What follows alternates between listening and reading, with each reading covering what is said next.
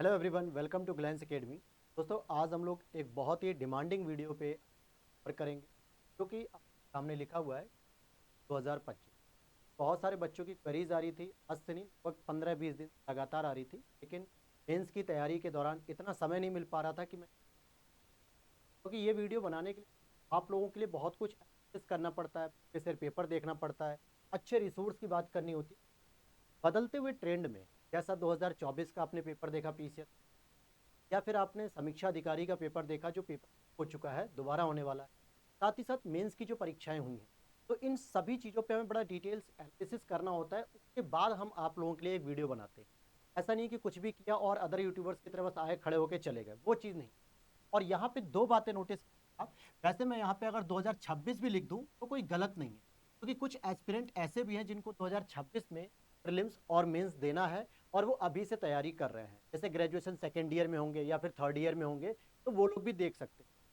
यहाँ पे मैं केवल और केवल प्रीलिम्स ओरिएंटेड बात आपसे नहीं करूंगा, मैं यहाँ पे कंप्लीट सिलेक्शन की बात करूंगा, क्योंकि दोस्तों केवल प्रीलिम्स क्वालिफाई कर लेना he is the most important नहीं होता है, हमें फाइनल सिलेक्शन लेना जरूरी है। अब फाइनल सिलेक्शन की आप जानते हो कि तीन, लेकिन मैं मान के चल रहा हूँ इसमें बहुत सारे ऐसे बच्चे होंगे जो पहली बार यूपी परीक्षा से रूबरू होगा, यूपी पीसीएस आयोग के पैटर्न को समझेगा और पहली बार ही वो इस सिलेबस को पढ़ने की कोशिश करे। और ऐसा हो सकता है कि वो फर्स्ट टाइम में जब देखेगा, मैं सारी चीज़ों को जब एक्सप्लेन करूंगा, तो उसे लगेगा कि कितना वास्ट सिलेबस है। जी हाँ, बिल्कुल सिलेबस बहुत वास्ट है। अगर आपके कंधों पे एक एसडीएम के पद की जिम्मेदारी दी जाए या डिप्टी एसपी का पद दिया जा रहा है, एक नायब तहसीलदार के जो बड़े बड़े प्रमुख पद माने जाते हैं, जिले के तमाम हजारों लाखों लोगों की जिम्मेदारियां आपके कंधों पे हैं, तो जाहिर सी बात है आपका जो इवेल्युएशन है केवल मैथ रीजनिंग या एसएससी जैसे वनडे एग्जाम से नहीं हो जाएगा। आयोग के पेपर में वास्ट नॉलेज आपकी चाहिए होती है, एटीट्यूड आपका क्या है, एप्टीट्यूड क्या है, नॉलेज लेवल क्या है, प्रॉब्लम को सॉल्व करने का आपके डील करने के तरीके क्या है, ये सब कुछ इसमें आज डिस्कस करेंगे हम लोग। तो प्लीज पेशेंस रखिए, सारी चीजों को सुनिए ध्यान से, वीडियो के लास्ट तक बने रहोगे तो एवरीथिंग आपको क्लियर हो जाएगा। और फिर वीडियो के नीचे जो भी क्वेरीज होगी कमेंट करिएगा, उसके भी मैं रिप्लाई आपको देता हूँ। तो यहाँ पर मैं आपको प्रीलिम्स की भी बात करूंगा, मेंस की भी बात। इसमें थर्ड स्टेज भी आती है दोस्तों, एक होती है वो इंटरव्यू के नाम से जानी जाती है। हालांकि इंटरव्यू की बात अभी हम नहीं करेंगे, पहले प्रीलिम्स और मेंस की तैयारी की बात। यहाँ पे दो शब्द मैंने लिखे हुए हैं, अगर आप गौर करोगे तो एक मैंने नोटिस किया है, book list. This is the most common question कि सर हम प्रीलिम्स की तैयारी में कौन सी बुक्स पढ़ें, हम मेंस की तैयारी में कौन सी बुक्स पढ़ें, हम किस तरीके से नोट्स बनाएं, हमें कोई शॉर्टकट बुक बता दीजिए। देयर इज मैक्सिमम ये क्वेश्चन पूछा जाता है। और एक शब्द लिखा है मैंने दोस्तों, स्ट्रेटजी, अर्थात रणनीति क्या होनी।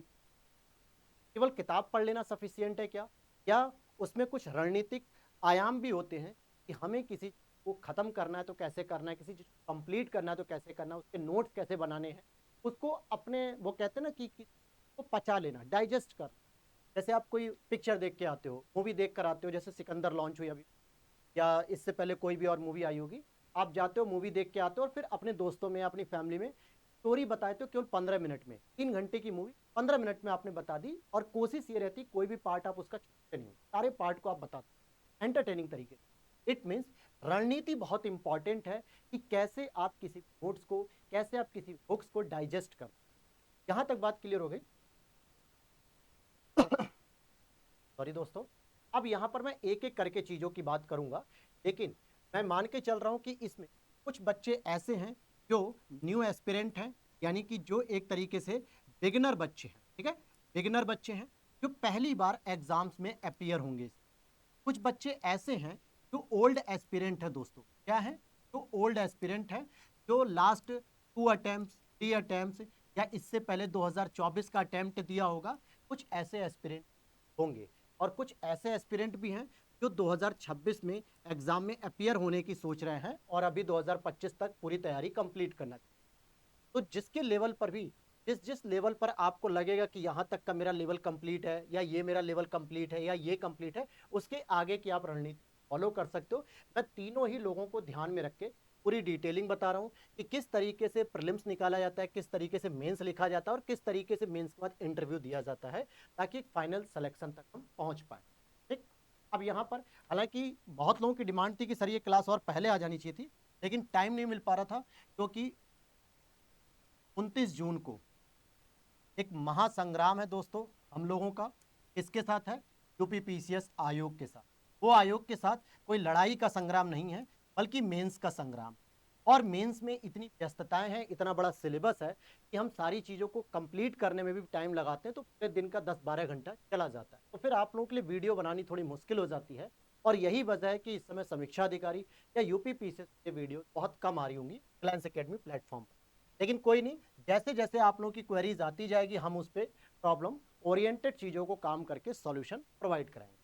सबसे पहले हमें आपको बताना चाहूँगा कि जो लोग पहले से बच्चे प्रिपेयर्ड कर रहे हैं या तैयारी कर रहे हैं उन्हें काफ़ी चीज़ें पता होंगी, लेकिन जो बिगनर हैं प्रीलिम्स के स्तर पे सबसे पहले हम बात करेंगे, फिर उसके बाद मेंस के स्तर पे हम सारी बातें करेंगे।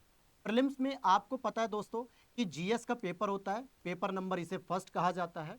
इसमें आपके 150 क्वेश्चन आते हैं। अब आप कहोगे सर ये सारी चीज़ें तो हमें पता है, आगे बढ़िए। बिल्कुल आगे बढ़ेंगे, लेकिन कुछ बच्चे ऐसे होंगे जो क्लाइंस एकेडमी पर ही ट्रस्ट करते हैं और वो हमेशा इसका वेट करते हैं ऐसी वीडियो। तो मैं सभी के हिसाब से चलूंगा। एमसीक्यूज 150 क्वेश्चन आते हैं और यही जो पेपर होता है यही आपकी मेरिट डिसाइड करता है प्री क्वालिफाई करने। ठीक। दूसरा जो पेपर होता है दोस्तों वो होता है सी सेट का पेपर।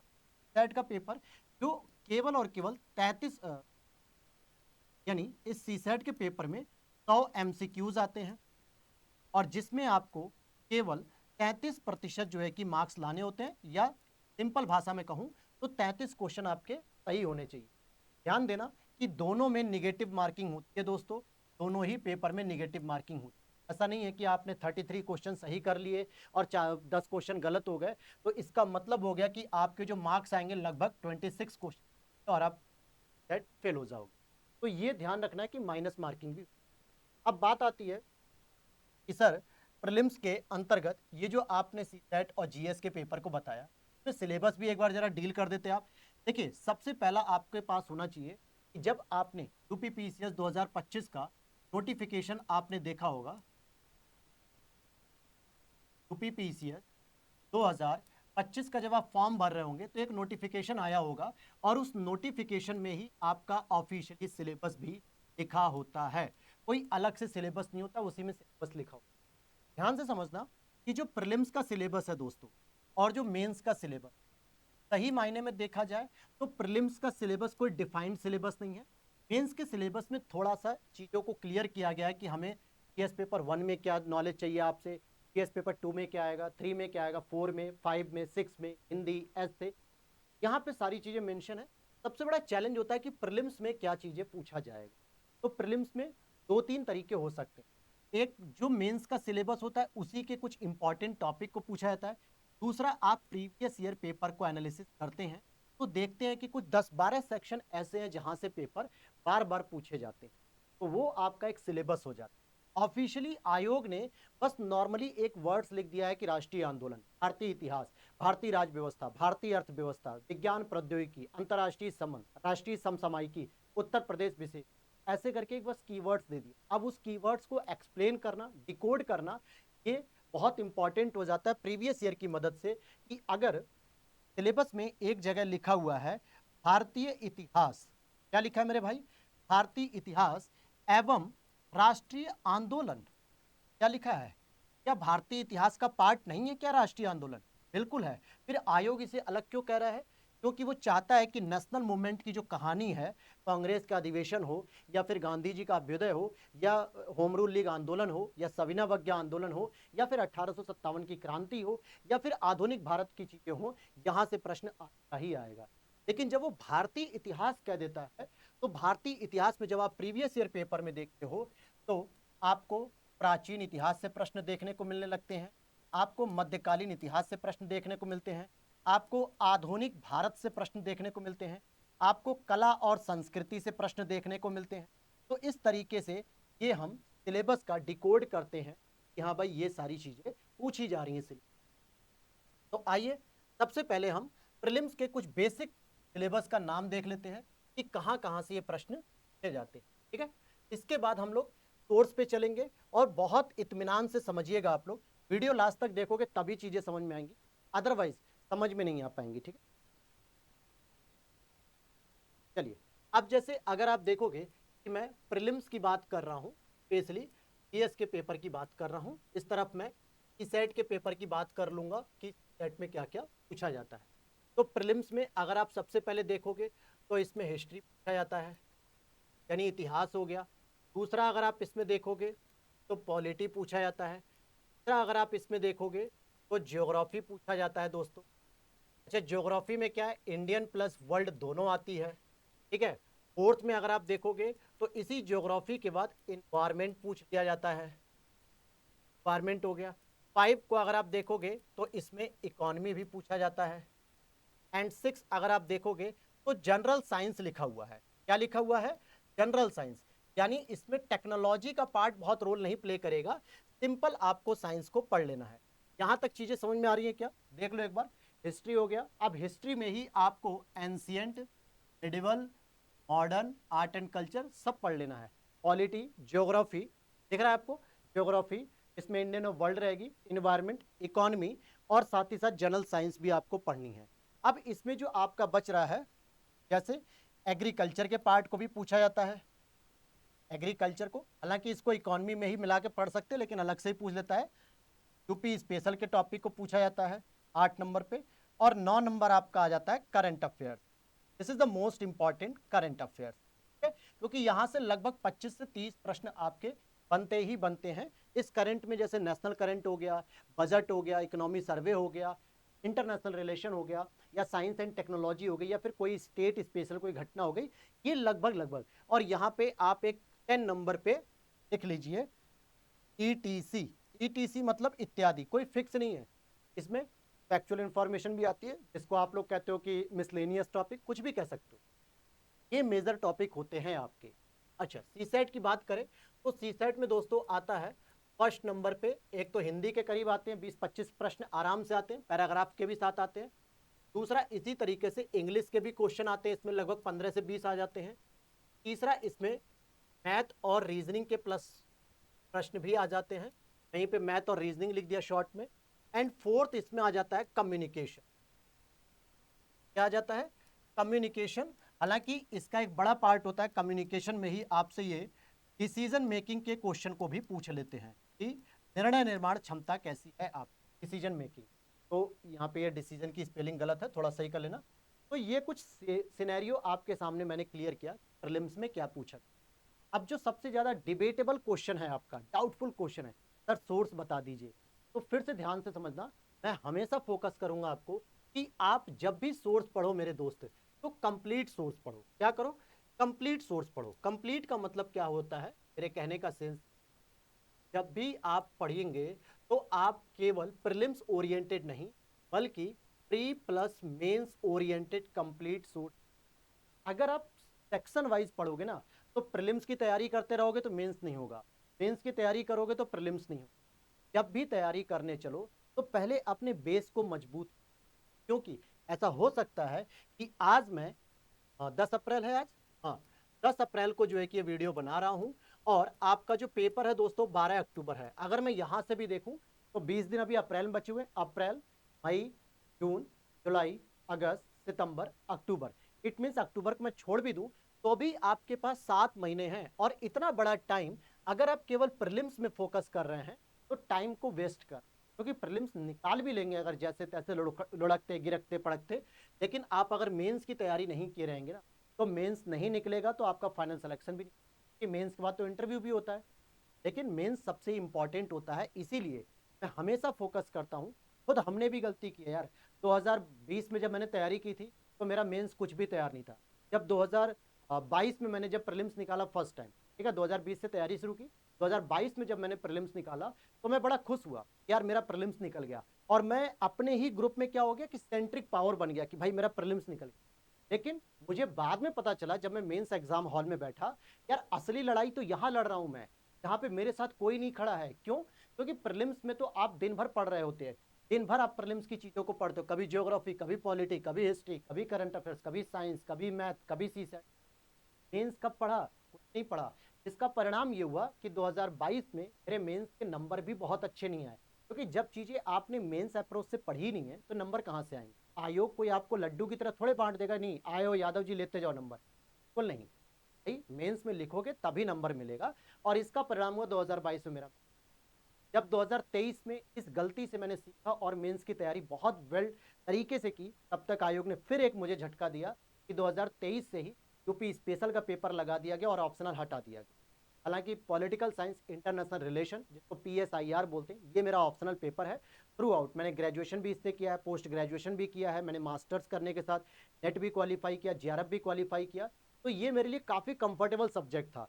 मैं इसमें ये श्योर था कि यार थोड़ा बहुत भी अगर डेली पढ़ूंगा 1 आध घंटे 2 घंटे भी, तो भी मैं ऑप्शनल अच्छा कर लूंगा। कि मैं थ्रू आउट जो है कि 10 साल से तैयारी कर रहा हूँ इसकी, BA MA फिर नेट JRF हर एक चीज़ जो है कि मैंने। लेकिन जब 2023 का पेपर दिया तो यूपी स्पेशल आ गया, अब जिसकी कोई जानकारी नहीं, प्लस घर में थोड़ी ट्रेजेडी थी, इसलिए यूपी स्पेशल पे ही मैं ज़्यादा फोकस नहीं किया, फिर मैं लड़खड़ा गया।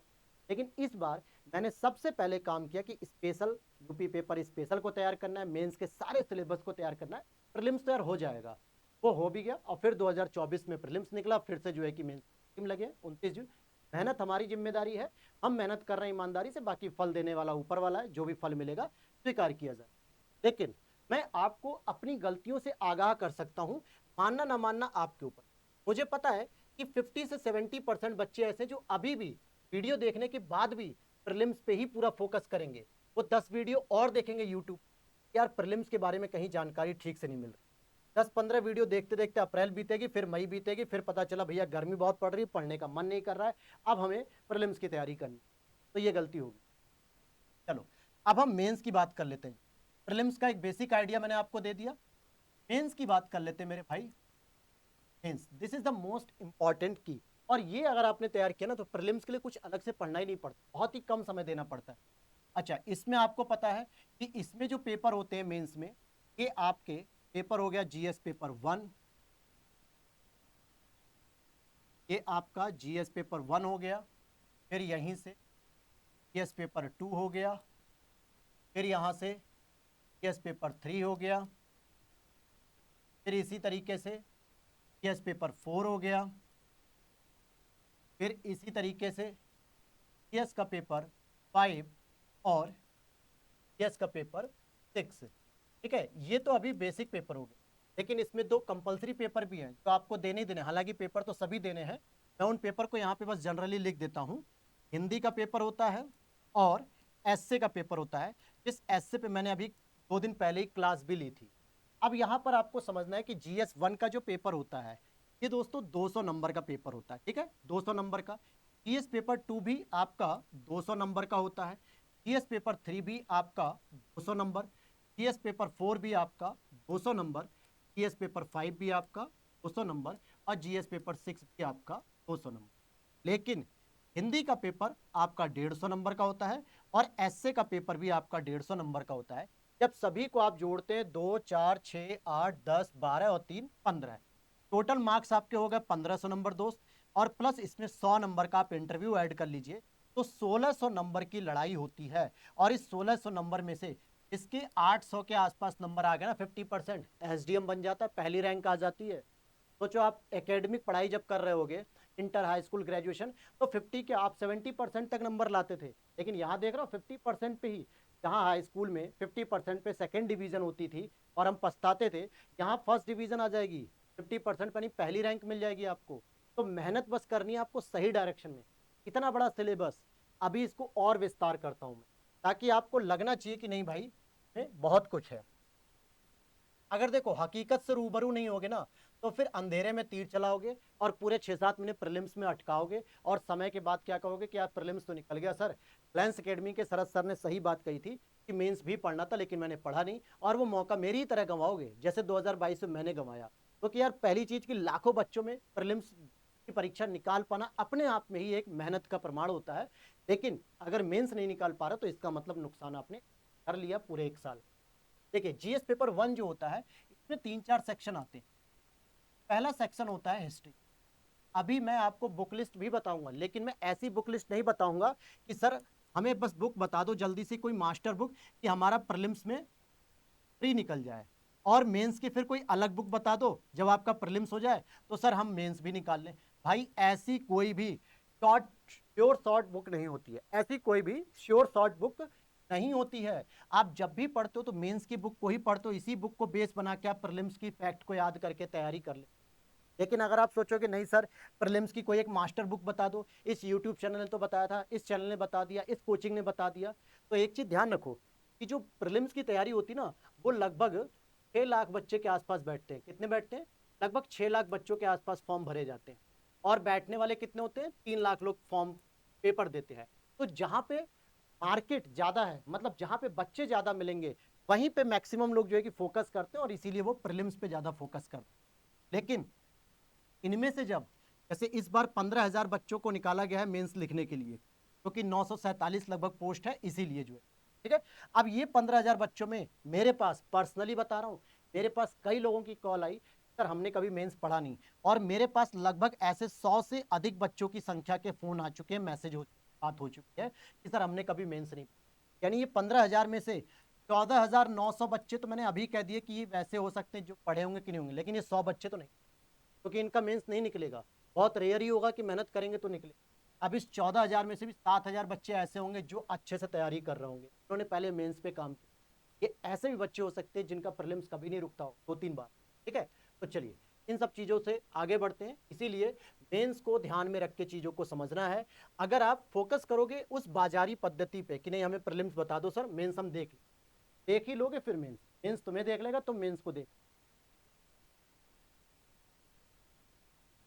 चलिए क्लास थोड़ी बड़ी हो सकती है, लेकिन धैर्य बनाइएगा। अब यहाँ पे जो हिस्ट्री का पार्ट होता है, इसमें मेजर रूप से 3 हिस्ट्री आती है।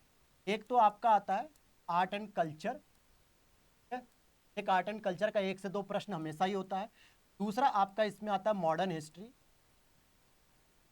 मॉडर्न हिस्ट्री आता है इसमें मेंस में। और तीसरा इसमें आता है, एक प्रश्न आ जाता है हर साल, वर्ल्ड हिस्ट्री।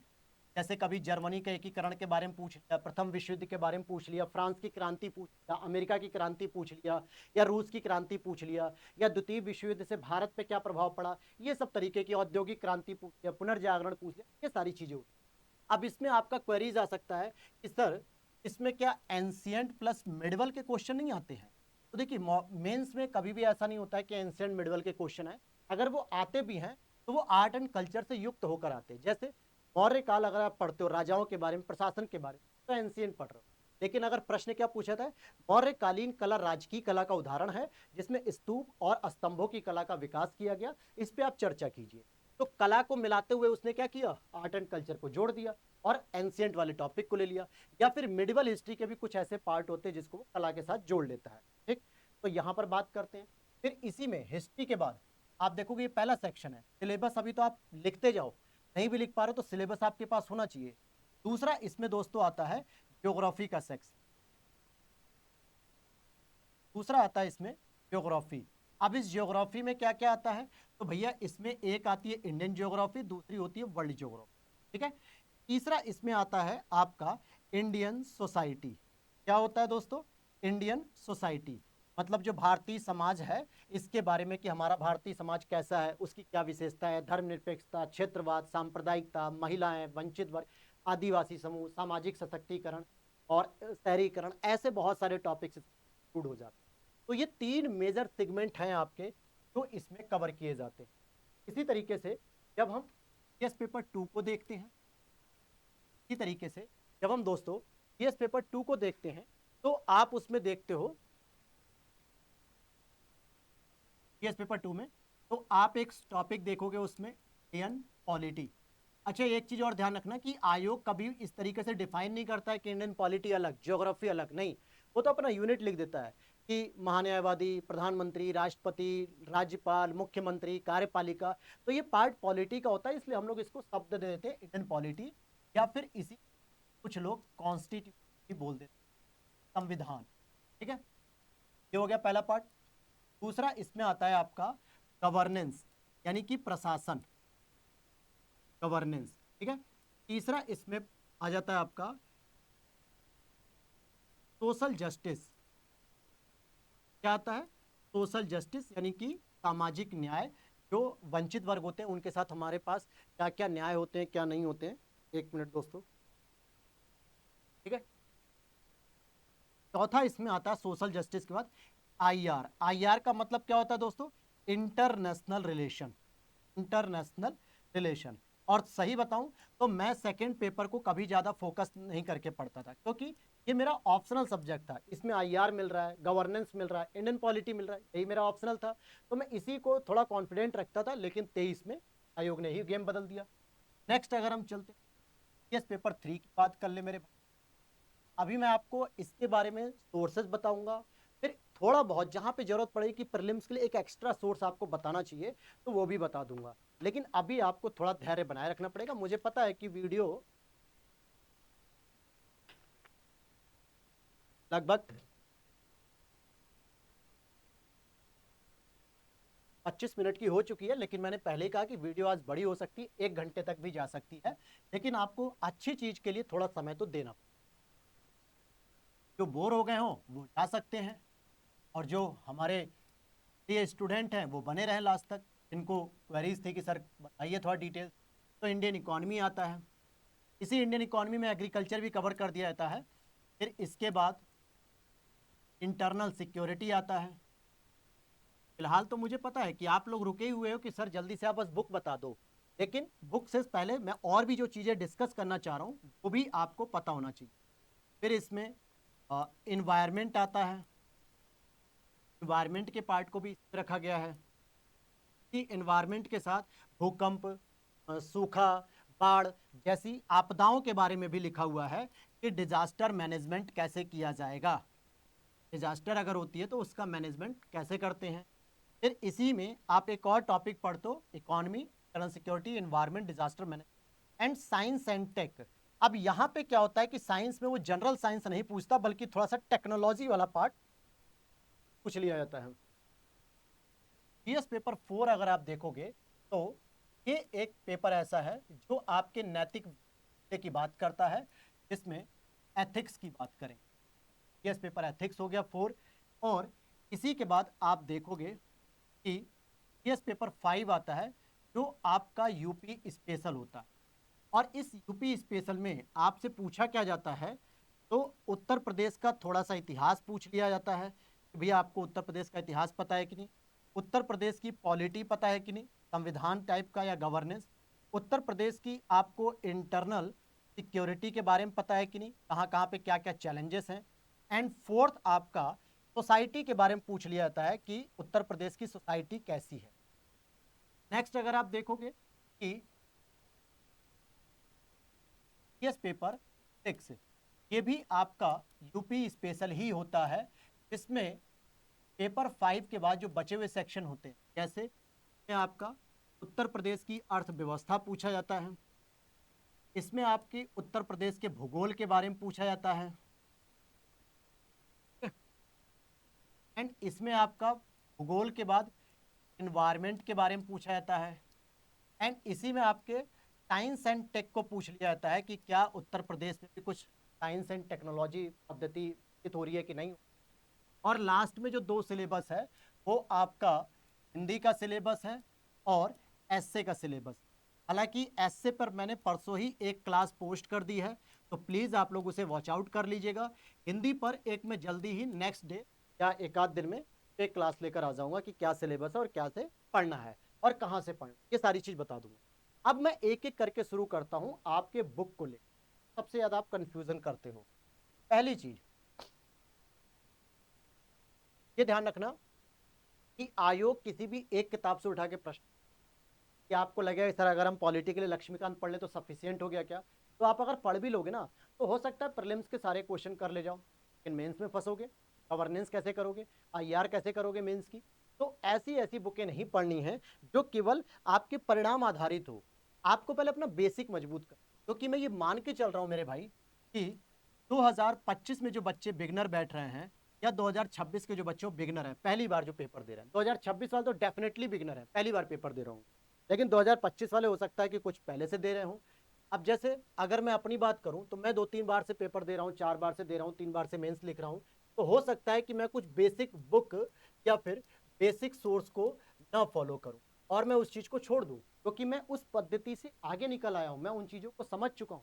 मुझे जरूरत नहीं है बेसिक बुक पढ़ने की, लेकिन 2025 में जो बच्चे पेपर देने जा रहे हैं उनको ये बुक पढ़ बहुत जरूरी। तो सबसे पहले हम एक एक सब्जेक्ट की बात करेंगे, फिर लास्ट में कंक्लूड करूंगा मैं अपने टॉपिक को, लास्ट में कंक्लूड कर दूंगा। जैसे अगर मैं बात करूं इसकी, ये आपको दिख रहा है यहाँ पे हिस्ट्री की बात कर रहे हैं अगर हम।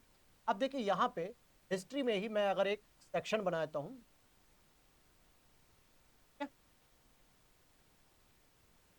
थोड़ा सा साइड कर देता हूं।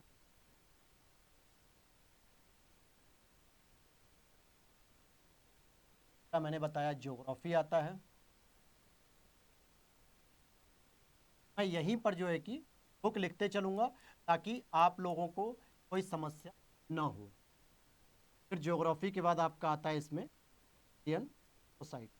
अच्छा, मैं अभी कुछ ऐसी बुक ही लिखूंगा जो आप इजीली एक्सेस भी कर सको और पढ़ भी सको, सारी चीज़ों की लिखने की जरूरत नहीं रहेगी। लेकिन अगर मैं हिस्ट्री से शुरुआत करूं, ठीक है, मैं यहाँ पे हिस्ट्री की अगर बुक की बात करता हूं, तो सबसे पहले मेरे भाई आपको क्या पढ़ना है, या तो दो ऑप्शन है कि या तो 6 से 12 तक की एनसीईआरटी पढ़ लो, या फिर 9 से 12 तक की एनसीईआरटी पढ़ लो। समझने वाली बात है, अगर आपने ग्रेजुएशन किया होगा, बीए बीएससी किया, मतलब बीए किया होगा या कुछ ऐसा सब्जेक्ट पढ़ा होगा जिसमें आपने हिस्ट्री को पढ़ा होगा, तो मैं कहता हूं कि 6 से 12 ना पढ़ के 9 से 12 पढ़ो, ये जरूरी है। एनसीईआरटी आपको पढ़नी ही पढ़नी है। मैं यहाँ पे फिर से बताता हूँ, मैं यहाँ पे हिस्ट्री की बात कर रहा हूँ अभी, तो NCERT this is the base. अब जैसा पैटर्न मेरे दोस्त चल रहा है ना आयोग का, ये मान के चलो कि किसी एक बुक से ये नहीं होगा, सिलेबस की तैयारी होनी है। खुद हम भी कहते हैं कि 1 साल तो यार मिनिमम लगता है। आप कैसे जो है कि तुक्के मार के जो है कि 2 महीने में सिलेक्शन, एसडीएम बनना है, डिप्टी एसपी बनना है, बड़ी बड़ी पोस्ट आपको होल्ड करनी है, तो भाई आपको पूरी तैयार होनी चाहिए। हर एक चीज़ों की आपकी समझ बेहतर होनी चाहिए, जहां आप रह रहे हो, जहां आप काम करोगे उसके बारे में। तो एनसीईआरटी बिल्कुल आप छोड़ नहीं सकते। अगर किसी को 6 7 8 की एनसीईआरटी इजीली समझ में आती है, तो आप 9 से 12 पढ़ सकते हो, क्योंकि 6 7 8 का जो भी कंटेंट है वो 9 10 11 12 में मर्ज करके डिटेल्ड किया गया, और कुछ नहीं। किसी को नहीं समझ में आता, कोई ऐसा बच्चा जो नॉन सोशल बैकग्राउंड का है, जिसने कभी हिस्ट्री नहीं पढ़ी, तो 6 से 12 को पढ़ सकता है। अब इसको पढ़ने के बाद ध्यान से समझना, एनसीईआरटी आपको 4 मेजर सब्जेक्ट की पढ़नी है। 4 मेजर सब्जेक्ट की पढ़नी, मैं एक ही जगह पे लिख देता हूं, हालांकि इसको रिपीट भी करूंगा। History, geography, polity and economy.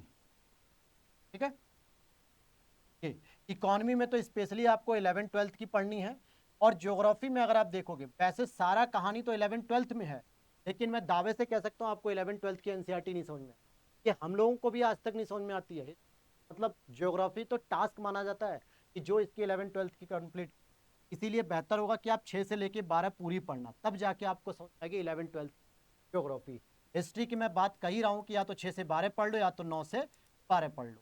Polity में भी आपको पूरी 6 से 12 पढ़नी है। उसमें भी स्पेशली जो थियरी वाली बुक है 11th की, पॉलिटिकल थियरी जिसे कहते हैं, संविधानवाद क्या होता है, लोकतंत्र क्या होता है, स्वतंत्रता क्या होती है, समानता क्या होती है, 11th की जो बुक है वो जरूर पढ़नी। तो ये आपकी मेजर बुक हो गई, लेकिन एनसीईआरटी। अब चलते हैं एक एक करके सेक्शन वाइज हम लोग चलते हैं। तो चाहे तो स्क्रीनशॉट भी आप ले सकते हैं, ठीक है, स्क्रीनशॉट भी ले सकते हो। अदरवाइज मैं इसको अब लिख देता हूँ एक एक करके, ठीक है, सब्जेक्ट वाइज चलेंगे। मैंने तो अभी ये बता दिया कि आपको कैसे पढ़ना है।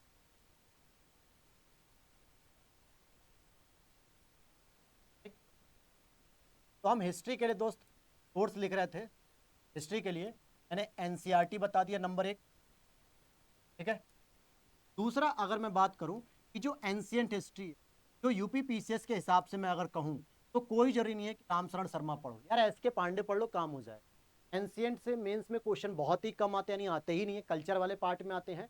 तो एस के पांडे आपका काफी है, जितना पूछा जाता है एंशियंट हिस्ट्री पीसीएस में उतना इससे कवर हो जाता है। मिडिवल हिस्ट्री की बात करें तो एक बुक आती है, थोड़ा डिटेल है, थोड़ी मोटी भी पढ़ सकती है, लेकिन सतीश चंद्रा बुक आती है। बता दूंगा कि कैसे पढ़ना है अलग से वीडियो बना के, लेकिन अभी आपको बस बता रहा हूं मैं।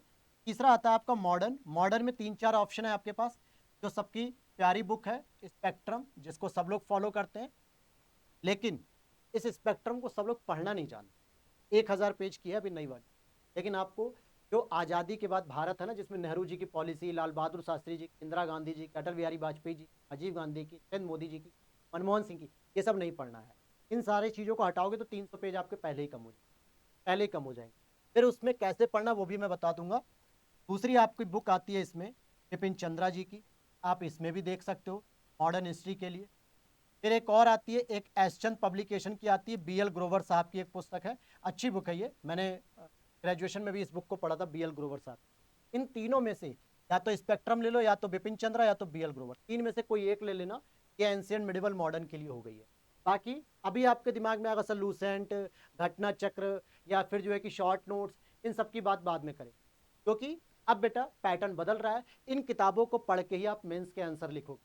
अगर मैं आपसे प्रश्न पूछ लूं कि होम रूल लीग आंदोलन एक पहलू में तो सफल रहा, लेकिन कुछ पहलुओं में वो असफल रहा, इस पे एक स्पष्टीकरण दीजिए। 12 नंबर का ये प्रश्न है, कैसे लिखोगे? स्पेक्ट्रम में मिलेगा सारी चीज, या फिर विपिन चंद्रा में, या बीएल ग्रोवर, किसी और शॉर्ट नोट्स में या शॉर्ट बुक में नहीं मिलेगा। सीधी बात है, मेंस में ये क्वेश्चन नहीं कर पाओगे, फिर घास छीलते रहोगे।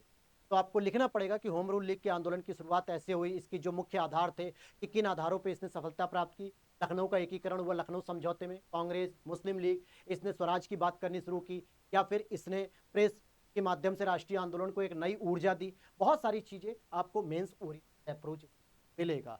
सेकेंडली अगर हम बात करें, ये तो हो गई आपकी हिस्ट्री की बुक के बारे में। अब यहां पर मैं आपकी बात करता हूं दोस्तों, ज्योग्राफी की अगर मैं बात करूं, तो मैं फिर कहूंगा कि ज्योग्राफी में तो आपको एनसीईआरटी पढ़ना ही पढ़ना पड़ेगा। लास्ट में बता दूंगा कि कैसे आपको एनसीईआरटी को कवर करना है, ठीक है, एनसीईआरटी। दूसरा, आप महेश बणवाल की बुक ले लेना, और ये मैं हमेशा कहता रहा कि और सविंदर सिंह या खुल्लर साहब या माजिद हुसैन, ये सब लेने की जरूरत नहीं है, बणवाल जी की पुस्तक ले लेना। और जो इंग्लिश वाले बच्चे हैं उनके लिए एक सबसे अच्छी पुस्तक आती है जीसी लियोंग साहब, ठीक है। हालांकि लियोंग की स्पेलिंग मुझे नहीं आ रही थी तो मैंने ऐसे ही बना दिया। जीसी लियोंग साहब की आती है, काफी अच्छी बुक है, इतनी पतली सी है, आराम से निपटा लोगे। अंग्रेजी मीडियम वाले, हिंदी वाले तो आप महेश बणवाल ही ले लीजिए। तीसरी, इंडियन सोसाइटी की बुक की अभी जरूरत आपको नहीं है, आप स्टार्टिंग फेज में है, पहले आपको बस इतनी ही पढ़नी है, हिस्ट्री पॉलिटी। यहाँ से जीएस पेपर 1 कंप्लीट हुआ। और ध्यान देना, यही बुक आपकी प्रीलिम्स में भी आएगी। कैसे आएगी, वीडियो के लास्ट में बता दूंगा कि प्रीलिम्स के लिए कैसे करना है। इसके बाद हम सेकंड पेपर की ओर बढ़ते हैं, और ये हमारा पेपर होता है पॉलिटी। तो भैया पॉलिटी के लिए भी मैंने बता दिया कि आपको एनसीईआरटी को पढ़ना ही पड़ेगा। एनसीईआरटी 6 से लेके 12 पढ़नी है, लेकिन स्पेशली 11th वाली जरूर पढ़ लेना ठीक से। और इसके बाद तब आप एम लक्ष्मीकांत साहब की पुस्तक पढ़ना, क्योंकि आप नहीं पढ़ोगे तो आपको लगेगा कि हमने गंगा नहीं नहाई, क्योंकि भाई जिसका माहौल बना हुआ है मार्केट में, बिना पढ़े जो है कि आप गंगा नहीं नहाओगे, और आप पढ़ोगे ही पढ़ोगे। हालांकि मैं भी पढ़ता हूँ, ऐसी कौन सी बड़ी अच्छी बुक है, अच्छी बुक को रिकॉग्नाइज करना चाहिए। फिर यहाँ पे गवर्नेंस के लिए कोई अलग से बुक नहीं पढ़नी, सोशल जस्टिस के लिए अभी कोई बुक नहीं पढ़नी। इंटरनेशनल रिलेशन के लिए सबसे इंपॉर्टेंट मैं आपको बता देता हूँ, वो है आपका एडिटोरियल। बस अभी स्टार्टिंग में आप एडिटोरियल पढ़ो, क्योंकि आप अभी 2025 के प्रीलिम्स के साथ मेंस की तैयारी कर रहे हो, या फिर 2026 की भी आप तैयारी कर रहे हो। तो अभी आपको ज़्यादा सोर्स नहीं बढ़ाने हैं, ऐसे सोर्स को फॉलो करना जो प्रीलिम्स में भी काम आ जाए, मेंस में भी। आईआर के लिए आपको एडिटोरियल पढ़ना है। एडिटोरियल कौन से पढ़ने, हिंदी में, इंग्लिश में, वो भी आपको बताऊंगा। बस लास्ट तक बने रहोगे तो मिलेगा सारा खजाना, क्योंकि सारी चीज़ें एक साथ तो नहीं बता पाऊंगा ना, पजल्ड हो जाएगा। इंडियन इकोनॉमी के लिए बहुत सारे बच्चों के पास कंफ्यूजन रहता है, सर इसकी कोई बेस्ट बुक। मैं आज आपको एक बेस्ट बुक बताता हूँ। एक तो आपको एनसीईआरटी पढ़नी है 11th और 12th की। 9th 10th में कुछ नहीं है, कहानी दी हुई है, मन करेगा पढ़ना, नहीं मन करेगा छोड़ देना। 11th 12th की। इसके बाद एक सबसे अच्छी बुक है दोस्तों, एसचंद पब्लिकेशन की बुक आती है, नोट कर लीजिए इसको, एसचंद पब्लिकेशन की बुक आती है, और राइटर का नेम है विवेक कुमार। क्या नाम है राइटर का? हो सकता है बहुत सारे लोगों ने देखी भी होगी, विवेक कुमार। वैसे कुछ लोग संजीव वर्मा को कहेंगे, कुछ लोग जो है कि रमेश सिंह को कहेंगे, कुछ लोग एक और आती है मैग्रा हिल पब्लिक, पियर्सन पब्लिकेशन की एक आती है। लेकिन ये पुस्तक बहुत ईजी पे में है, बहुत ही ईजी। जिसको इकोनॉमी का ई भी नहीं पता होगा ना, वो भी पढ़ लेगा, बहुत आसान भाषा में दी। तो इस पुस्तक को याद कर लो, एसचंद पब्लिकेशन है, जिस पब्लिकेशन में बीएल ग्रोवर साहब की पुस्तक आती है।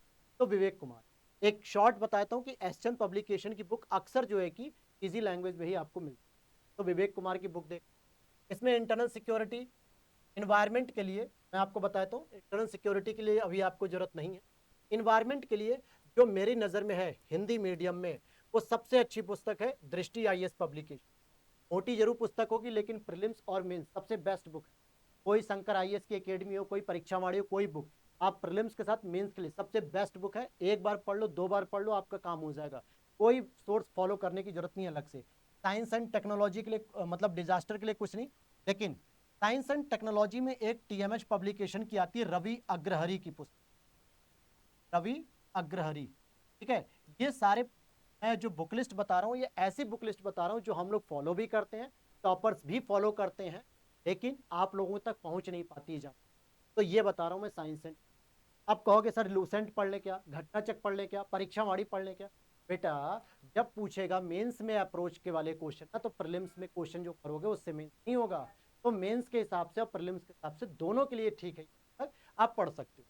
लेकिन अगर आपको लगे कि नहीं सर हमें तो मजा नहीं आ रहा इस पुस्तक से, तो फिर आप कुछ और बताइए, तो भी देख लेंगे। ठीक है, अब चलते हैं जीएस पेपर 4 की बात कर लेते हैं।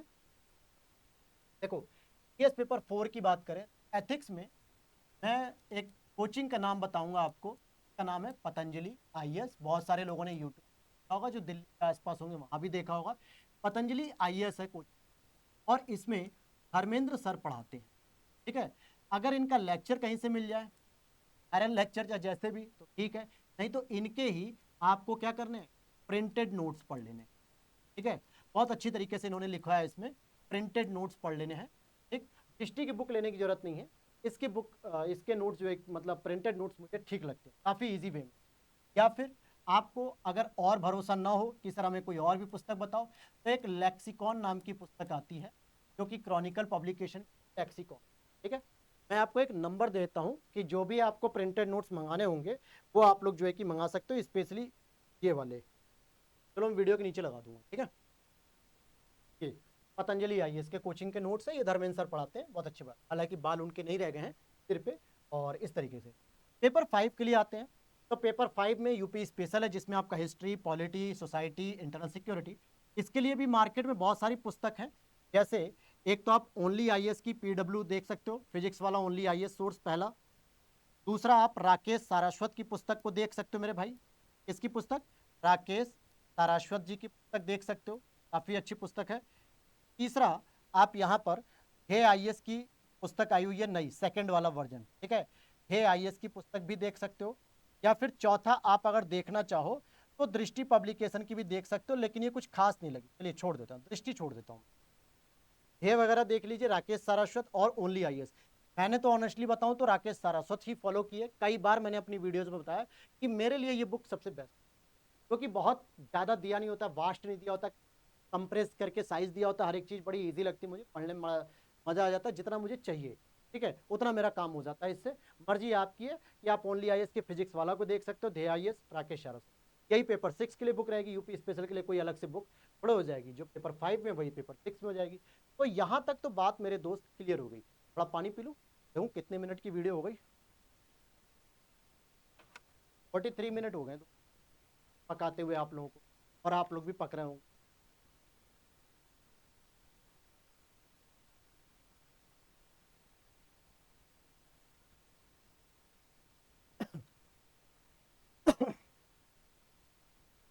चलिए, अब यहाँ पर मैं आपको कुछ इंपॉर्टेंट चीजें आपको बताना चाहूंगा कि आपको कैसे पढ़ना है। ठीक है, चलो एक नई स्लाइड ले लेते हैं।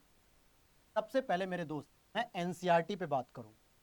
जो लोग परेशान हैं कि एनसीईआरटी सर, एक एक करके सारी क्वेरीज, मुझे पता है कि जो लोगों ने मेरे को क्वेरीज भेजी थी, चाहे व्हाट्सअप किया, चाहे टेलीग्राम किया, या फिर वीडियो के नीचे, बहुत सारी चीज़ें पता रहती हैं, तो मैं उसी हिसाब से बताऊँ।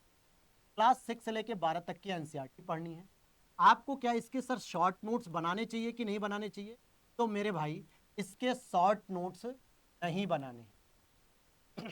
पहली चीज, नहीं बना। कब बनाने हैं?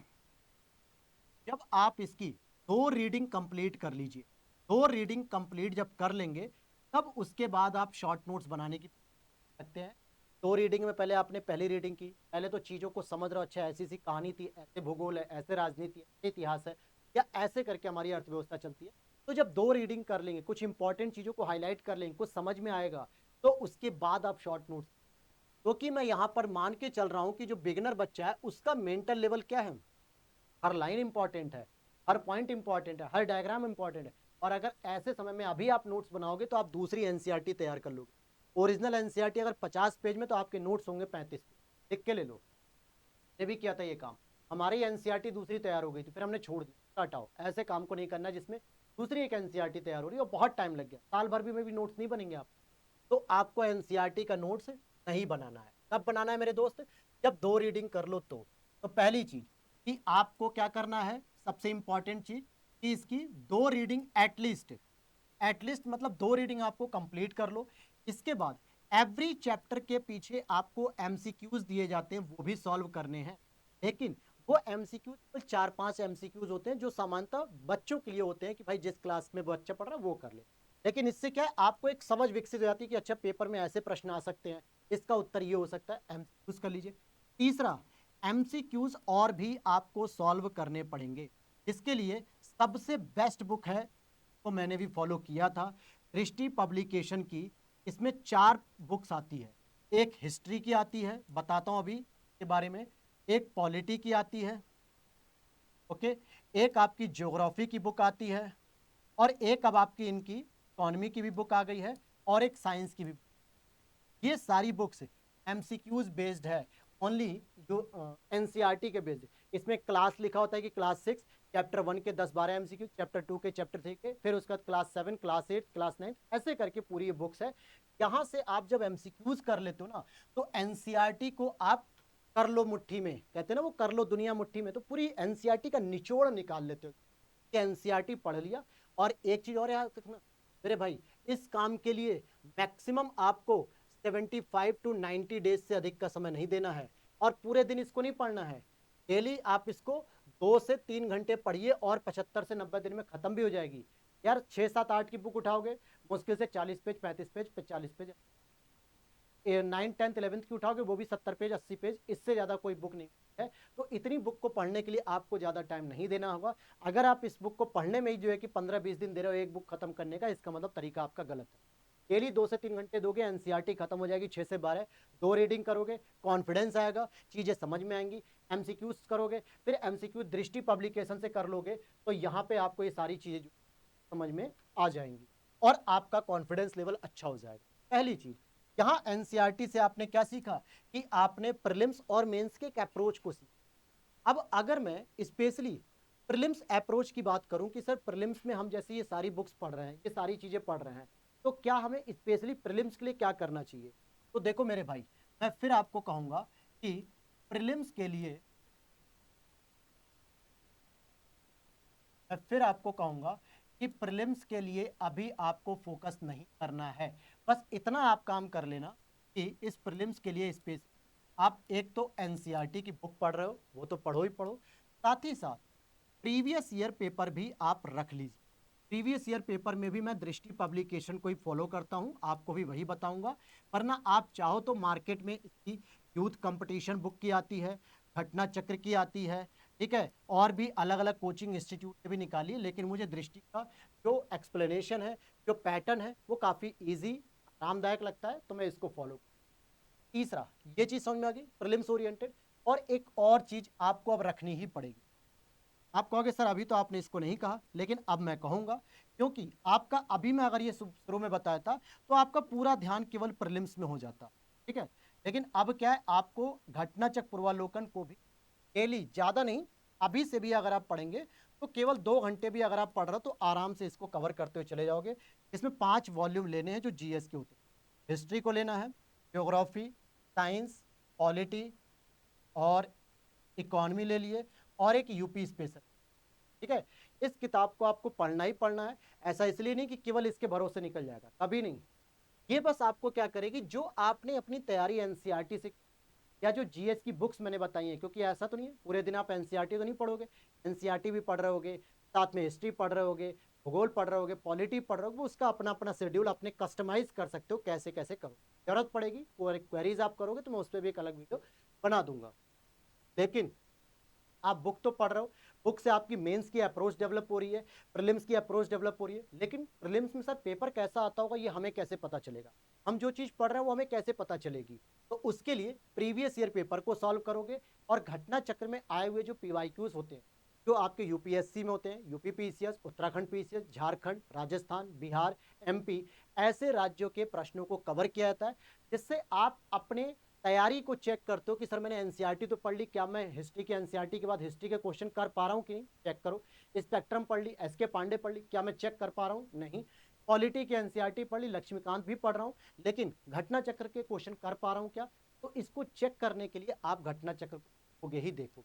इसका एक सीधा समाधान भी मैं आपको बता देता हूँ कि आप अगर हमारे यूट्यूब चैनल पे जाएंगे क्लांस एकेडमी पर, ठीक है, क्लांस एकेडमी पर जाओगे तो प्लेलिस्ट में जाओगे, 106 क्लास मैंने कराई हैं सारे सब्जेक्ट को मिला के, और वो शॉर्ट नोट्स के माध्यम से। लेकिन ऐसा हो सकता है कि आपको शॉर्ट नोट्स समझ में ना आए, क्योंकि आप अगर बिगनर हो, पहली बार पढ़ रहे हो, तो हो सकता है शॉर्ट नोट्स ना भी समझ। लेकिन जो 1 से 2 बार पढ़ चुका है, 1-2 बार उसने पेपर दिया है, फिर भी घटना चक्र को पूरा तैयार नहीं कर पा रहा है, तो उसके लिए ये हेल्पफुल हो सकते हैं। अदरवाइज आप अगर बुक पढ़ने में दिक्कत हो रही है तो आप उसके शॉर्ट नोट्स मेरे यूट्यूब चैनल पे जाएंगे, मैंने ही कवर करा है, हैंड रिटन नोट्स हैं, काफ़ी अच्छे हैं, कंसाइज करके हर सब्जेक्ट को मैंने 60-70 पेज में निपटा दिया है, लिख के फैक्चुअल इन्फॉर्मेशन के साथ, थियरी के साथ, जो उसमें सिद्धांत होते हैं वो सारी चीजें इसमें मिल, ठीक है। और इसकी जो पीडीएफ होती है मेरे दोस्त, वो आपको मिल तो जाएगी, लेकिन वो थोड़ा पेड होती है, उसे आपको पेमेंट करके लेनी पड़ेगी। पेमेंट कहाँ करना है वो सारी डिटेल्स में वीडियो के लास्ट में बताऊँ। यहाँ पे ये समझ में आ गया एनसीईआरटी कैसे पढ़ना है प्रीलिम्स के लिए, पीवाईक्यूज कैसे करना है, और घटना चक्र को कैसे यूज। अब फिर से मेंस अप्रोच पे एक बात करते हैं। आपकी जो स्टडी टेबल है उस पर 4 चीजें होनी जरूरी है। पहली चीज वो आपकी प्रीवियस ईयर पेपर। ये प्रीवियस ईयर पेपर आपके प्रीलिम्स के भी होने चाहिए, जो मैंने आपको पब्लिकेशन के बता दिए, ठीक है। दूसरा आपका मेंस का पीवाईक्यूज, जो आप देखना चाहो तो दृष्टि आईएएस के रख सकते हो, घटना चक्र का रख सकते हो, या फिर यूथ पब्लिकेशन का रख सकते हो, या फिर अदर किसी का भी। हालांकि किसी के भी मॉडल आंसर बहुत अच्छे नहीं है, मैंने खुद देखा, कोई बहुत अच्छे मॉडल आंसर नहीं है। लेकिन हाँ, एक अप्रोच आपके दिमाग में आएगी कि अच्छा मेंस में ऐसे क्वेश्चन पूछा गया है, तो इनके जो मॉडल आंसर है उसको पढ़ने से कुछ अप्रोच डेवलप होगी कि अच्छा ये चीज़ ऐसे पढ़नी चाहिए, इसका आंसर ऐसे लिखना चाहिए। वो सारी चीज़ें उसमें उतनी बेहतर नहीं, लेकिन है ये होना चाहिए। दूसरा, आपके टेबल पे मेंस के लिए टॉपर्स कॉपी होनी चाहिए, ताकि आप बीच बीच में ना इवेल्युएट करते रहे, बीच बीच में ना आप देखते रहो कि यार टॉपर्स कैसे लिखते हैं, किसी प्रश्न को हमने पढ़ लिया तो कैसे लिखा जाएगा। अब ये टॉपर्स कॉपी कहाँ से मिलेगी?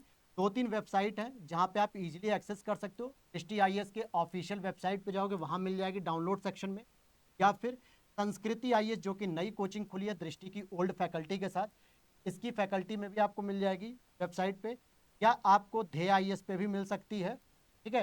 ये 2-3 प्लेटफॉर्म है, और एक फिजिक्स वाला जो ओनली IAS है, इस पे भी देख सकते हो। तो ये 3-4 प्लेटफॉर्म है जहाँ से आपको ये मिल जाएगा, ठीक। एक तो ये हो गया टॉपर्स कॉपी। तीसरा, आपके टेबल पे डेली एक इंपॉर्टेंट चीज जो मैंने कहा, एडिटोरियल। डेली आपको एडिटोरियल पढ़ना है, और ये ध्यान रखना कि अभी एडिटोरियल का कोई भी नोट्स नहीं बनाना है। फिर समझा रहा हूँ, क्योंकि अभी आप नोट्स बनाने के प्रोसेस में हो ही नहीं, अभी आप नोट्स बनाने के पैटर्न को नहीं सीखे हो। पहले चीज़ों को पढ़ो, नहीं तो पता चला पूरा एडिटोरियल आया हुआ है इतना बड़े पेज में, और आपने फिर दूसरा एक 4 पेज का पोथा तैयार किया। जबकि इस एडिटोरियल का नोट्स केवल और केवल यार 1 पेज में होना चाहिए, वो भी एक साइड, अदरवाइज वो भी नहीं होना चाहिए, उससे भी कम। अभी सीखो, अभी पैटर्न में आए हो, अभी धीरे धीरे सीखो, 10 दिन, 12 दिन, 15 दिन, 1 महीना, 2 महीना पढ़ो, तब जाके चीज़ों को समझ पाओगे, ठीक है। अब यहाँ पे एक सबसे इंपॉर्टेंट चीज जो मैं आपको डिस्कस करना चाहूंगा, मेंस के नोट्स, कि सर मेंस के नोट्स कैसे, ठीक है। तो मैं आपको एक बहुत ही रामबाण सॉल्यूशन दे रहा हूं कि आपको मेंस के नोट्स नहीं बनाने हैं। इसके लिए क्लांस एकेडमी ने बहुत बेहतर काम किया है आपके लिए, बहुत ही बेहतर, जो कि मैंने पूरी ईमानदारी से अपनी टीम के साथ किया है। इसके पूरे के पूरे, चाहे वो GS पेपर 1 हो, 2 हो, 3, 4, 5, 6, इसके पूरे नोट्स मैंने जो है कि तैयार करवा दिए हैं, और पूरी तरीके से बहुत ही अच्छी क्वालिटी कंटेंट के साथ है। मैं आपको दिखा भी देता हूं एक बार कि किस प्रकार से नोट्स लिखे जाते हैं। यहाँ देखिए, देखेंगे बहुआयामी गरीबी सूचकांक के संकेतकों का वर्णन करते हुए आप इसके आयामों पर चर्चा कीजिए। तो एक कैसा इंट्रो लिखा जाता है, कैसे इंट्रो है, क्या इसके मानक हैं, क्या इसके प्रयास हैं, ये सारी चीज। अगर आप इसमें और देखोगे, वन्य जीव जैसे राष्ट्रीय उद्यान हो गया, वन्य जीव अभ्यारण्य हो गया, उत्तर प्रदेश वन्य जीव अभ्यारण्य कहाँ, डायग्राम वगैरह, ये सारी चीजें। और अगर आप देखोगे कि फिर उसके उपाय समाधान, वन्यजीव अभ्यारण्य के महत्व क्या है, तो ये इंपॉर्टेंस के बारे में है, किस तरीके से हम संरक्षण कर सकते हैं, तो उसका उद्देश्य क्या है, ठीक है। ये यूपी का है। और प्रागैतिहासिक काल में यूपी में क्या क्या था, फिर आद्य ऐतिहासिक, ये पेपर 5-6 चल रहा है। फिर इसके बाद आप और देखना चाहोगे तो मैं आपको एथिक्स का भी दिखाया, तो सारे पेपर मैंने बना रखे हैं, ठीक है। जैसे अगर आप देखोगे एथिक्स लिखा हुआ है एथिक्स, तो एथिक्स में ये देखो डायग्राम वगैरह, ये सारी चीजें इस तरीके से बुलेटिन पॉइंट में आप अगर नोट्स को प्रेजेंट करोगे, देखो ये इंट्रो दे दिया मैंने थोड़ा सा, यहाँ पे एक डेफिनेशन एक राइटर के अकॉर्डिंग, फिर इसको किस तरीके से 3 डायग्राम में डिवाइड किया है, ये सारी चीजें। इसी तरीके से इंडियन पॉलिटी में भी देखोगे तो यहाँ पे इंट्रो हो गया, संविधान संशोधन की आवश्यकता क्यों, तो एक एक चीजों को मैंने इंट्रो किया, फिर इसको कोट करके इसमें कुछ फैक्चुअल इंफॉर्मेशन भी दे रखी है। ये मेंस नोट्स होता है दोस्तों। अनुसूचित जाति क्षेत्र जनजाति 5वीं जो विशेषताएं हैं उनके बारे में मैंने यहाँ पे डिस्कस किया, बिंदुवार एक एक बिंदु। और ये ऐसे ही आपको आंसर राइटिंग में मेंस के है, आप ऐसे ही लिखोगे। और ऐसा नोट्स आपको किसी कोचिंग, किसी भी प्रिंटेड कोचिंग कहीं नहीं मिलेगा, प्रिंटेड मटेरियल में भी नहीं मिलेगा, क्योंकि प्रिंटेड मटेरियल भी क्या होता है, एक कहानी की तरह लिखा होता है, आपको उसमें से निकालना होता है। ये देखो इंडियन ज्योग्राफी का कि पैंथालिसा का सिद्धांत, जो महाद्वीपीय विस्थापन सिद्धांत, ये 5-6 बिंदु, फिर ये समर्थन के साक्ष्य दे दिए मैंने, ठीक है। फिर यहाँ पे भूमि उपयोग प्रतिरूप क्या बदल रहे हैं, इस तरीके से पॉइंट वाइज ये सारी चीजें आपको हमारे मेंस ओरिएंटेड। मॉडर्न हिस्ट्री देखो, विद्रोह, जनजाति विद्रोह, तो क्या कारण थे, आर्थिक कारण, प्रशासनिक कारण, सामाजिक सांस्कृतिक, असफल क्यों हो गए, तो उनके बारे में 4 बिंदु, इतना ही लिखना है, इससे ज्यादा नहीं। सामाजिक सुधार आंदोलन के क्या कारण थे, तो ये 10-12 कारण। फिर आंदोलन का स्वरूप कैसा था, ये चीजें यहाँ पे मेंशन है। सोशल जस्टिस में केयर इकोनॉमी आवश्यकता क्यों हो रही है, इसमें क्या चुनौतियां हैं, सरकारी पहले क्या हैं, ये सारी चीजें। सेल्फ हेल्प ग्रुप के बारे में आप बता सकते हो 4 बिंदु, इनकी भूमिका क्या है ये बता सकते हो आप, ठीक है, इस तरीके से। तो ये पूरा का पूरा, क्योंकि जब एग्जाम में आप जाते हो तो 125 वर्ड में लिखना होता है 8 नंबर का प्रश्न, 200 वर्ड में लिखना होता है आपको 12 नंबर का प्रश्न, और इससे ज्यादा आप लिख भी नहीं पाओगे, इससे ज्यादा आप लिख भी नहीं पाओगे। इतने बेहतरीन ये क्वालिटी कंटेंट मैंने बना रखे हैं। आप ये देखो गवर्नेंस में इस तरीके से डायग्राम यूज करने पड़ते हैं भाई, तब एग्जामिनर को लगता है कि इस बच्चे ने बहुत डिफाइन करके लिखा है, पूरी कहानी नहीं पढ़नी है, बहुत डिफाइन करके इसने लिखा है। इस तरीके देखो ये ई शासन यानी ई गवर्नेंस के क्या लाभ है, पॉइंट वाइज किया। इस तरीके से government to consumer, government to business, government to government, government to e service, इस तरीके से, ठीक है। वास्तुकला में आए तो यहाँ पे डायग्राम बनाया वास्तुकला का, इसको डिवाइड किया किस तरीके से होता है। फिर यहाँ पे स्तूप, छत्र, हर्मिका, स्तूप के प्रमाण, ये सारी चीजें मैंने। अब जैसे हीनयान का अंतर, महायान का अंतर, बौद्ध साहित्य, सुत्त पिटक, विनय पिटक, अभिधम्म पिटक, तो ये सारी चीजें आपको देखने को। इंटरनेशनल रिलेशन कि भारत पाकिस्तान में क्या टाइमलाइन फॉलो की गई थी संबंधों की, फिर यहाँ पे क्या क्या मुद्दे हैं, ये हो गया। इसी तरीके से बिम्स्टेक का क्या महत्व हो सकता है भाई, लुकिस्ट पॉलिसी, वैश्विक जनसंख्या, पड़ोसी प्रथम, आतंकवाद, ये सारी चीजें हो गई। फिर इस तरीके देखो सहयोग के क्षेत्र, 3 इधर लिख दिए, 3 इधर लिख दिए, 1 इधर लिख दिए, एग्जामिनर इतने पे खुश कि भाई क्या क्या चीजें इसने मेंशन कर दी। वर्ल्ड हिस्ट्री में भी देखो, तो लगभग मैंने सारी चीजों के बारे में मेजर तरीके से नोट्स बना रखे। ये एक ऐसा मैंने काम कर दिया है दोस्तों, जो मेंस के लिए तो यार किसी को अब चिंता करने की जरूरत ही नहीं है, जब तक आपके साथ हम खड़े हैं और आप हमारे साथ खड़े हैं रिलायंस एकेडमी के साथ, ये समझ लीजिए। और इस नोट्स को तो खैर बताने की चीज़ नहीं है, छोड़ दीजिए कि कुछ कोचिंग भी ऐसी थी जिन्होंने अपना बताया कि हाँ भाई ये नोट्स, ठीक है, कुछ कोचिंग के डायरेक्टर ने इसकी बहुत सराहना की, देखिए कुछ अच्छी कोचिंगों ने। तो ये चीज़ें मैं आपको दिखाना चाह रहा था। इंडियन इकोनॉमी देखो, किसान से एफसीआई, एफसीआई से राज्य सरकारें, उचित मूल्य, फिर लाभार्थी तक पहुँच, ये डायग्राम वगैरह हो गया। क्या पीडीएस की चुनौतियाँ, ये 10-12 चुनौतियाँ मैंने इस तरीके से लिखी, और इतना डिटेल में ना किसी बुक में नहीं मिलेगा, किसी बुक में नहीं मिलेगा, क्योंकि खुद मैंने इस नोट्स को बनाने के लिए 3 से 4 सोर्स को फॉलो किया, चाहे वो किसी कोचिंग की बुक्स हो, चाहे वो किसी यूट्यूब प्लेटफॉर्म की क्लास हो, या फिर वो मेरे ही क्यों ना नोट्स हो, ठीक है, माई सेल्फ, मेरे नोट्स ही। तो ये सारी चीज़ें आपको देखने को मिल सकती, ये सभी चीज़ें मेरे नोट्स में आपको मिलेगी। अब यहाँ देखो ये इस तरीके से पेपर 6 जिस पे मैंने 2 दिन लगातार लेक्चर लिया था, तो बताया था पेपर 6 कैसे बनाया गया है, ये सारी चीज़ें मैंने डिस्कस की। क्लियर हो गई। तो यहाँ तक अगर मैं कहूँ कि अब आपको समझ में आ गया कि सर प्रीलिम्स के लिए हमें क्या पढ़ना है, बता दिया। लेकिन आपको कभी भी केवल प्रीलिम्स की तैयारी नहीं करनी है, बल्कि मेंस के साथ करनी, थोड़ा थोड़ा आपको समय देना ही पड़ेगा दोस्त। और अभी मेरा जो मानना है कि स्टार्टिंग के अभी आप अप्रैल का जो महीना चल रहा है, मई का महीने, इन 2 महीने में आप स्पेशली मेंस के लिए तैयारी करो, मेंस के लिए तैयारी करो।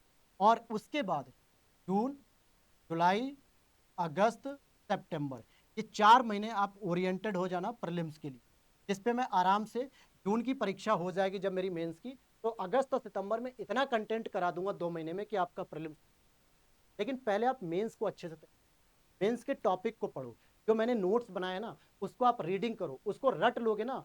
और ध्यान देना कि जो मैंने नोट्स बनाए हैं वो 2024, 2025 और 2026, क्योंकि दोस्तों समस्या वही है, समाधान वही है, सरकारी प्रयास वही है, बस बजट के आंकड़े थोड़े थोड़े अपडेट करने, क्योंकि मेरे नोट्स में सेंट्रल बजट और यूपी बजट 2024-25 के आंकड़े शामिल किए, ठीक है। 2024-25 के आंकड़े शामिल है, लेकिन अभी जो बजट आ गया तो इसको शामिल या अपडेट करना ये आपकी जिम्मेदारी होगी।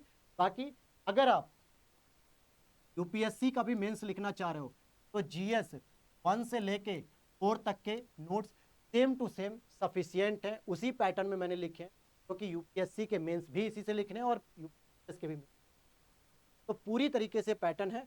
अब आपके दिमाग में आएगा कि सर आपके नोट्स तो हमने देख लिए, लेकिन अब ये नोट्स मिलेंगे कहाँ से?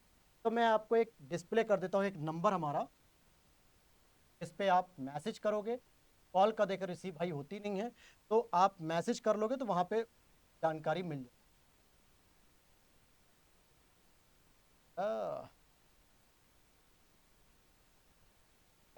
ये देखेंगे आप कि यूपीएससी, आरओ, बिहार पीसी और अदर स्टेट पीसीएस के लिए completely handwritten short notes हैं।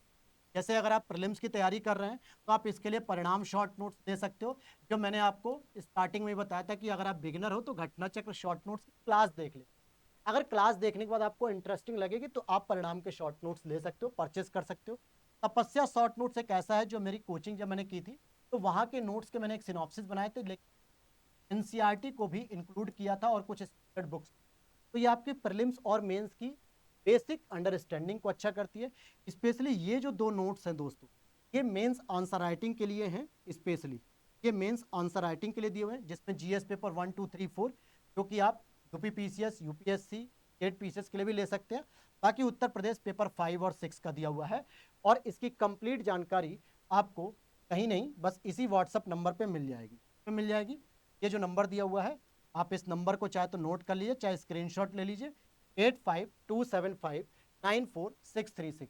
अगर नहीं दिख रहा है तो मैं यहाँ पे लिख देता हूँ 8527594666।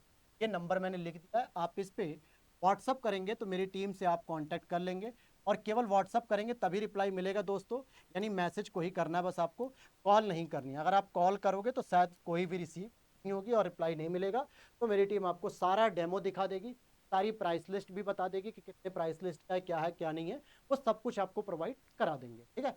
तो मेंस की समस्या हो, प्रीलिम्स की समस्या हो, बहुत सारे हद तक मैंने नोट्स के माध्यम से आपकी समस्या सॉल्व कर रखी है। क्लासेस भी मैंने मेंस के नोट्स की आपको 2-3 क्लासेस मैंने कराई है, प्लेलिस्ट में आप जाकर देख सकते हो, ताकि आपको कोई डाउट ना हो। और मेंस के नोट्स मैं गारंटेड कह रहा हूँ, इससे बेहतर नोट्स नहीं मिलेंगे। बहुत सारे बच्चे 2024 के मेंस की जो तैयारी कर रहे हैं, लगभग हजारों बच्चे, 500 प्लस बच्चे तो इसी नोट्स के साथ तैयारी कर, और कई सारे बच्चे जो है कि उनमें हमारे जानने वाले भी हैं, कुछ लोगों को मैं नहीं भी जानता हूँ। हालांकि मैं अपनी बात करूँ तो 2024 की पूरी तरीके से ब्लाइंडली मैं तैयारी अपने नोट से, और इसी से क्वालिफाई भी कर, क्योंकि भाई जब मुझे पता है कि इस नोट्स को तैयार करने के लिए, मेंस के लिए मैंने कई सारे बुक्स और सोर्स को फॉलो कर लिया, तो फिर मैं अलग अलग क्यों भटकूं? एक रामबाण औषधि बता दी। लेकिन मैं फिर से एक बात रिपीट करूंगा कि आप ये बिल्कुल मत सोचना कि सर बस आपके ये नोट्स पढ़ के क्या हमारा काम हो जाएगा। आप इससे मेरे दोस्त आंसर राइटिंग कर लोगे, लेकिन उस आंसर राइटिंग के लिए आपको प्रेजेंटेशन कैसे करना है उसकी जानकारी तो आपको बुक से ही मिलेगी ना। आप बुक में पढ़ रहे हो किसी टॉपिक के बारे में 6 पेज में, ठीक है, अब इस 6 पेज को आप 125 शब्द में कैसे लिखोगे या 200 शब्द में कैसे लिखोगे, का मतलब 2 पेज में कैसे लिखोगे? तो ये चीज मेरे नोट्स में आपको मिलेगी। भाई 2 पेज में या 1 पेज में या 1.5 पेज में कैसे लिखना है, प्रभाव क्या है, कारण क्या है, चुनौतियां क्या है, सरकारी प्रयास क्या है, सिविल सोसाइटीज मुद्दे क्या है, ये सब चीजें आपको मेरे नोट्स में मिलेगी। लेकिन 6 पेज तो पहले आपको पढ़ना पड़ेगा किताब से, जो आपके बेसिक नॉलेज को बेहतर करेगी। तो ये सारी सारी जानकारी थी जो आपको समझ में आ गई होगी। तो आप लोग जो है कि वीडियो देख चुके हो, कि आपके समझ में आ गई होंगी कि तैयारी हमें केवल प्रीलिम्स करनी है, केवल मेंस करनी है, क्लियर हो चुका हो। और मैं फिर से लास्ट और एक फाइनल कहूँगा कि मेरे दोस्त, प्रीलिम्स प्लस मेंस दोनों की तैयारी आपको साथ में करनी। और अभी भी अगर आपका कोई भी डाउट हो तो आप क्या करोगे, कमेंट कर लीजिएगा वीडियो के नीचे, मैं आपको रिप्लाई जरूर करता हूं। आप पूरी वीडियो को देख सकते हो, हर वीडियो पे लगभग जो जेन्युइन कमेंट होती है मैं जरूर रिप्लाई, तो यहाँ मैं आपको रिप्लाई कर दूंगा कोई भी इशू होता है। अगर कोई और इशू होता है तो आप सीधे हमारे व्हाट्सएप टीम से कांटेक्ट करें 85294636। उम्मीद करता हूं, और इसी पे आपको नोट्स की भी जानकारी मिल जाएगी। सभी नोट्स हमारे हिंदी मीडियम में है, बस यही हमारे पास अभी एक ड्रॉबैक है, क्योंकि बहुत सारे लोगों को नोट्स इंग्लिश मीडियम में भी पसंद आ रहे हैं, मतलब हिंदी वाले ही इंग्लिश में करवाने का प्रयास चल रहा है, लेकिन अभी टीम एक्सपेंड नहीं हुई है, तो हिंदी में ही सारे नोट्स अभी हैं आपके लिए। हिंदी मीडियम का बहुत अच्छा सामान है मेंस का हमारे पास, प्रीलिम्स का भी। तो उम्मीद करता हूँ वीडियो बहुत अच्छी लगी होगी। तो इसी के साथ लेना चाहूँगा आपसे विदा, और थैंक यू फॉर वॉचिंग। और इतनी देर तक आपने अगर हमें सुना, चीज़ें क्लियर हुई, फिर भी कोई डाउट होगा तो पूछिए। मिलते हैं नेक्स्ट वीडियो में। जय हिंद, जय भारत।